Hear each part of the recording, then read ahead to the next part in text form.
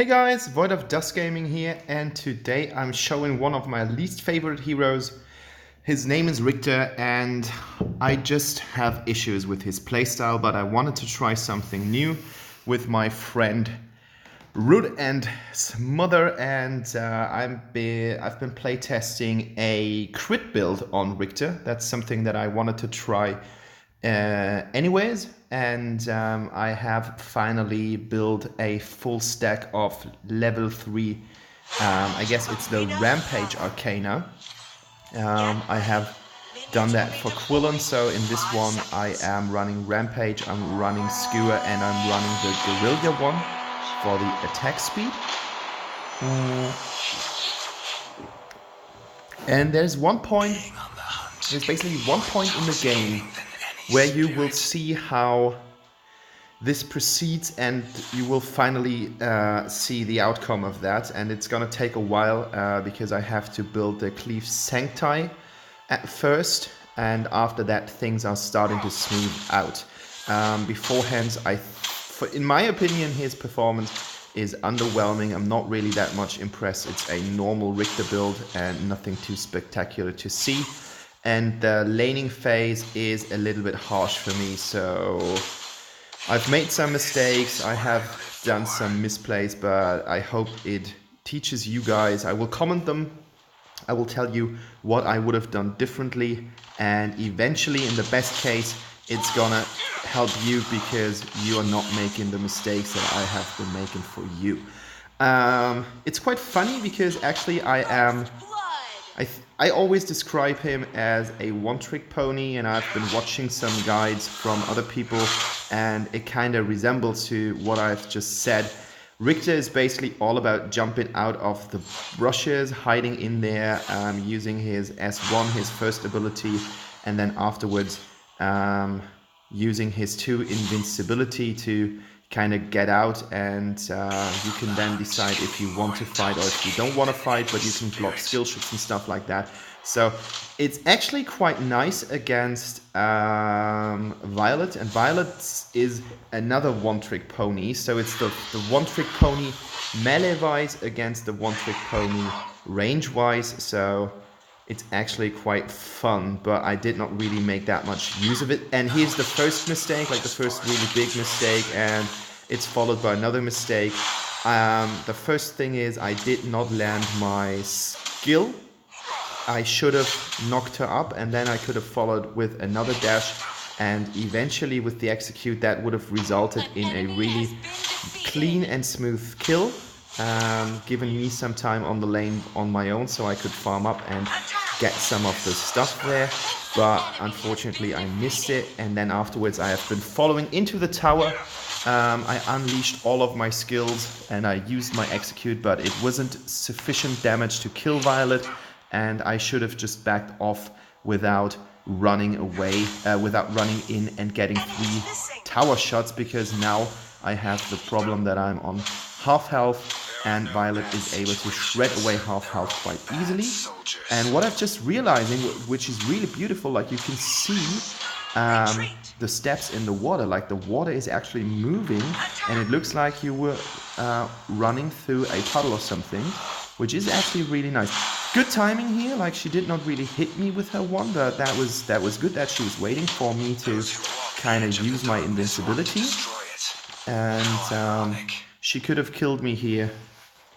No, she couldn't kill me, but it was quite nice, and you can see that the Violet player isn't totally new to the game. I don't know what I did there. I thought I was baiting her out so that the Quillen can go in, but unfortunately he has used his invisibility, and that's just something bad. And I don't know why I was staying here. Like, I should move out. I wanted to bait so hard that she nearly got me killed, and that would have been quite bad for me, because you don't want to have a fat Violet, and not even a Violet with 1 kill against you, because AD carries scale. The longer the game goes, the more items they have, the better they do get, and Violet is presumably one of the strongest AD carries in the current game, with the addition of the new enchantments that everyone knows. She became quite strong, And there are a couple of videos, like plenty of videos on the internet where you can actually see how well people are fighting with her using that kind of stuff. And that was an encounter of less than 10 seconds where she actually got me on half health. That's how crazily good her damage scaling is at the moment, and she's only using one skill. Like, she's not using her entire moveset that she has. And with that poke, she can dominate the lane quite heavily against me, who doesn't have anything based on range damage. Like, the only thing that I can actually do is jump out of brushes, and I can't do it if she is locking me under tower. And the only thing that I can actually do is go in and use my skills. But even with that, she's able to get me so low that I mean, yeah, another mistake. Like, I should have backed off. The tower was gone anyways. I did not know that she would be able to tear it down with just one single blow here. And now she's got the tower, and she has the first kill on me, which is double stupid. That's how I want to call it. I was stupid in the first half, and then things got even worse. RoV is doing a really awesome job here. Like, I thought that they could kill the Grug easily and then just move out, but unfortunately he even goes for the double kill, making things even worse. And now we have Nekroth in here, and Nekroth is so mobile. He's doing so much damage that we are sitting now on a 3-7. Quite bad for us, and everyone is just putting shots into me. There's not really that much that I can do against it. Like, I do get some solid shots, some solid stuff on that RoV, but it's not enough, and Quillen has to face multiple enemies here, making it pretty hard for him. And that double kill is ace. Like, really, a really skilled Quillen. Awesome job here. Really well executed stuff that he was showing us here in this video. With all that range against me, Valheim, RoV and Violet, I'm off. I need to get more health. That's the only thing that I wanted to do here, to be on the safe side. So I'm going back quite a lot, because if you're dying, the enemy gets some gold, and that's even worse. Like, going back is bad as well, because it actually gives the enemy team time to have numbers, to be more people on important objectives. So retreating is not always an option, but there are those cases where you just want to go. And I need to roam more with Riktor. That's something that I got from watching some guys, and now they detected me, so I need to go out here again. But the thing is, there are a couple of brushes around here, and it really gives you some windows and some opportunities to hop in and pick up some people. Lumbo gets caught here out in the open. Really nice Grug hook. There's not that much that he could do against it. Now we are contributing to the fight, but unfortunately it was not enough. And now Quillen is killed as well. Double kill here for the Valheim, and the enemy is able to get even further away in the distance, making the result even worse, now on a 6-11 instead of the 3-7 that we had before. So the game is not going well for us, guys. You can see that on the numbers. I'm sitting on 0-2. That's gonna tell you something.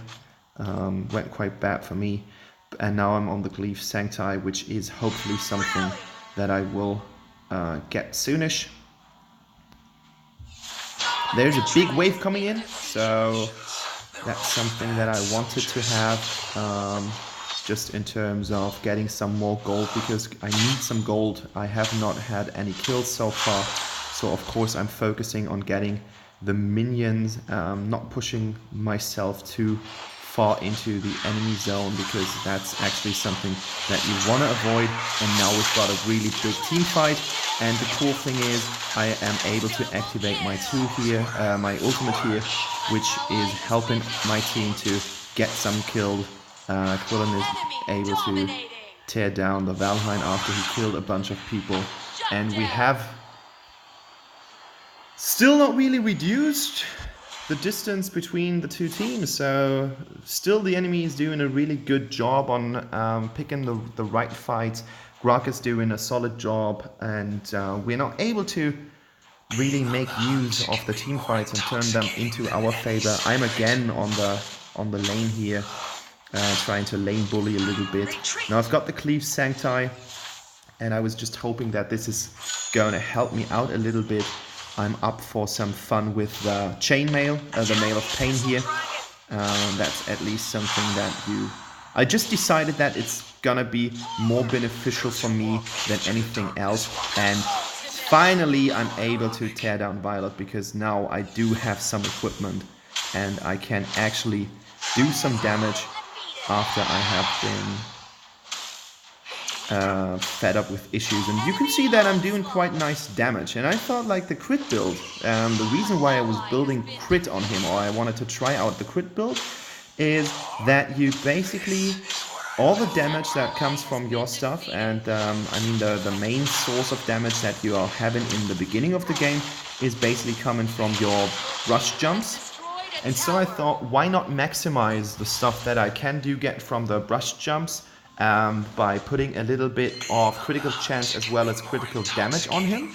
And so I was hoping that this is gonna help me, and wow, that was unexpected. Like, I did not really think that I was able to get the Necroth, and it just seems that he was not expecting me to kill him as well, because otherwise he would have just backed off with his incredible mobility. Like, he's able to get off so easily, and that's not really something that's bad for him. And I was staying too long here in lane again, and I did not really think that 3 people would make up the way to the top tower or the top lane.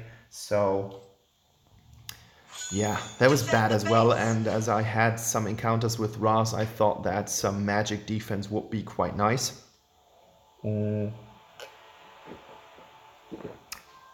As Raz is bursting, I'm going for the Medallion of Troy. I'm not going for the Gaia Standard, because Gaia Standard is more something that you have for longer distance, like if you have poke enemies. But we have seen that this Raz is really willing to go all in, max out the damage, and throw flame balls at you, poke you, kill you, stun you, do something. And oh my god, that's so horrible. Like, I'm really lucky that Dio-chan was here to save me with her icy stuns. But then again, Violet goes in, double kills here, which is really bad for my whole team. And you can see that the enemy is in such an advanced position, because right now we are sitting on a really bad 12-21. There's not that much that we can actually do against it. And now she kills the red buff, like doing a really good job on poking it from behind, leaving no window for us. But I'm able to snack up that buff. Like, her intention was quite noble. That was quite good. But as you can see throughout the game, the enemy is able to get almost all the objectives here, loads of abyssal dragons, and that's of course a really bad thing, because we are not able to turn the disadvantage into something. And we have the worst team fights. Like, the enemy team is doing much better in team fights, and I still think that there is a way to improve using my skills when I need to dodge things. Like, I'm not really paying attention or thinking about what the enemy can actually use them against. And here comes another bad fight for us. There's no way that we can get in here. Luckily, Quillen has this jump ability, so he's able to just back off quite easily. And now this the time where I need to go in. Grok shields the enemies quite well, like really good tank here, zoning us out. And I miss another shot here, and my team is gone in another bad team fight decision. And Rock is just pulling everyone in. Lumber is the only one, the last man or the last golem standing, and there's not really that much that he can do against this brutal force that the enemy is unleashing on us. So yeah, I think my 4-4-5 besides the Quillen is actually one of the best results in this game if you consider what my team has done so far, but we're gonna check the results afterwards. And my verdict is not really based on a lot of stuff, like I can't really tell you a lot about the Riktor performance. I had the feeling that I was doing alright-ish, like the damage wasn't that bad and I wasn't investing too much into my skills. I have been, yeah, there was a lag and the game was gone. Like, even if the lag would not have been there was not that much that we can do against them. They had the upper hand and they played it really, really well, like really nice team fights, really nice choices. The coordination of their team was a lot better than ours. Like, that was dimensions better than our team fights, and we were just really, really bad. And my performance did not really change anything about it because I was dying a lot and I was stranded here and there and not really been able to do something. I do get the MVP, but if you are defeated like that, an MVP doesn't count for anything. Here's my build. I'm gonna put it in the description below, but of course this can't satisfy you even if you're the one who did almost more damage than the entire but yeah, not the entire team, but more sorts of the damage dealers. So thanks for watching, guys. That was my crit build. I'm Void of Dusk, and if you want to subscribe to my channel, it would be lovely. Press that button over there. Thank you very much, and bye bye.